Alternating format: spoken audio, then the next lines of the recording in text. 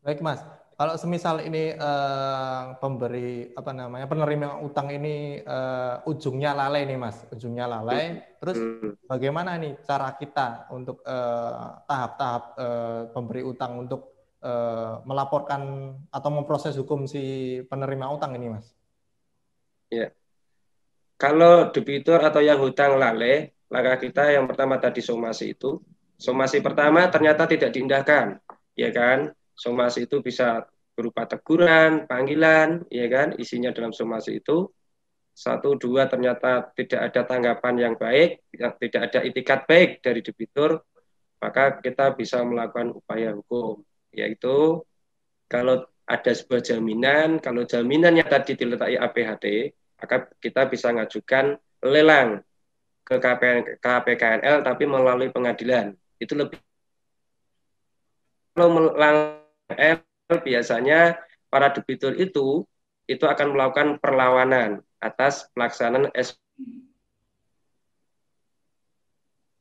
biasanya oleh mengajukan eksekusi lelang itu biasanya di pengadilan maning dulu kan gitu. Jadi mediasi janjian di tangan maka bisa kita lakukan yang mana gugatan wan prestasi. Setelah somasi 2 kali atau 3 kali itu kita gunakan untuk mengajukan gugatan wan prestasi.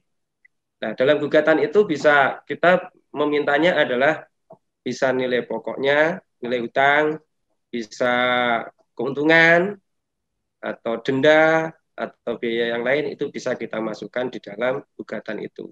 Nah, tetapi kita juga harus bisa membuktikan.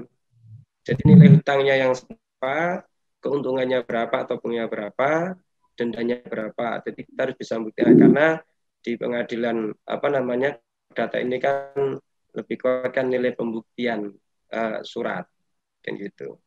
Baik Mas, kalau soal somasi tadi Mas, kita melakukan somasi itu maksimal berapa kali Mas? Apakah ada ketentuannya itu, teguran itu? Eh, Sebenarnya kalau somasi itu kan 3 kali, satu, dua, terus yang terakhir itu biasanya kan tenggang waktunya lebih cepat. Hmm.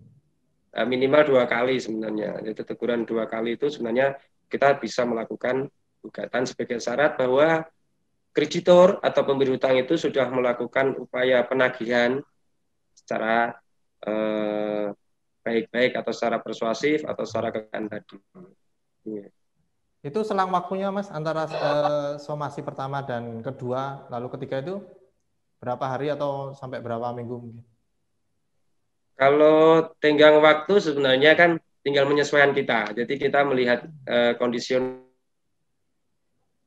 setelah somasi pertama atau sebulan setelah somasi kedua kan gitu. Jadi kita melihat konteksnya adalah pada somasi pertama ini dia punya etikat baik atau tidak kan gitu. Dalam waktu 1 minggu kita somasi dalam waktu 1 minggu untuk menyelesaikan ternyata tidak ada kita kasih jeda waktu kita somasi lagi gitu. Jadi kalau kalau kita juga bisa ternyata dua somasi tidak ada respon yang baik bisa kita lakukan gugatan di pengadilan. Gitu. Terima kasih sudah nonton. Jangan lupa like, subscribe, dan share ya.